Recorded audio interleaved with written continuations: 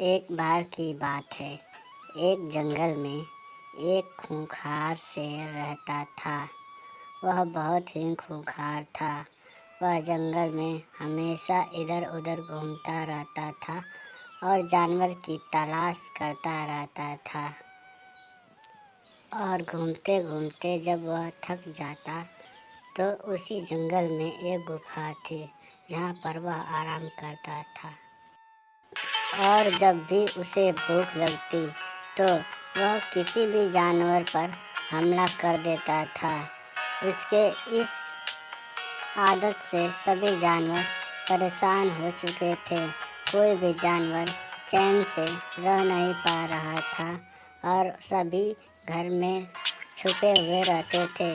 इस कारण से सभी जानवरों ने मिलकर एक योजना बनाई और एक सभा बुलाई। उस सभा में सभी लोगों ने एक निर्णय लिया।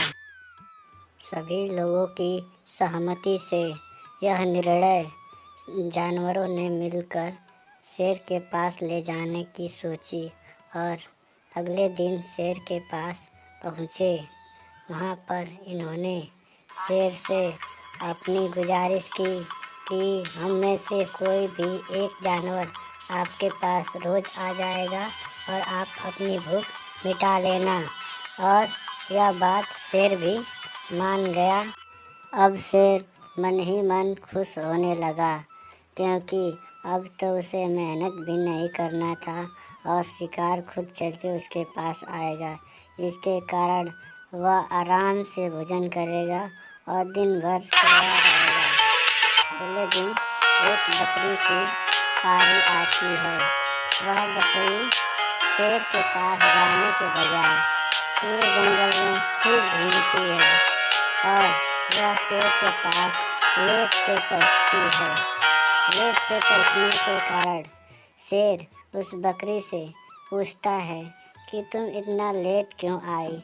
तो बकरी ने शेर से कहा कि महाराज, जंगल में एक और शेर ने मुझे घेर लिया था और मुझे खाने के लिए कह रहा था। उसने आपको चुनौती भी दी है कि कौन है वह शेर जो मुझसे लड़ेगा। तब शेर ने उस बकरी से कहा कि मुझे वहाँ पर लेके चलो। और बकरी उसे मूर्ख बनाते हुए एक कुएं के पास लेकर जाने लगी। जंगल में एक कुआं था। वहाँ पर बकरी शेर को लेकर गई। कुएं के पास जाने पर बकरी ने कहा, यही है वह कुआं।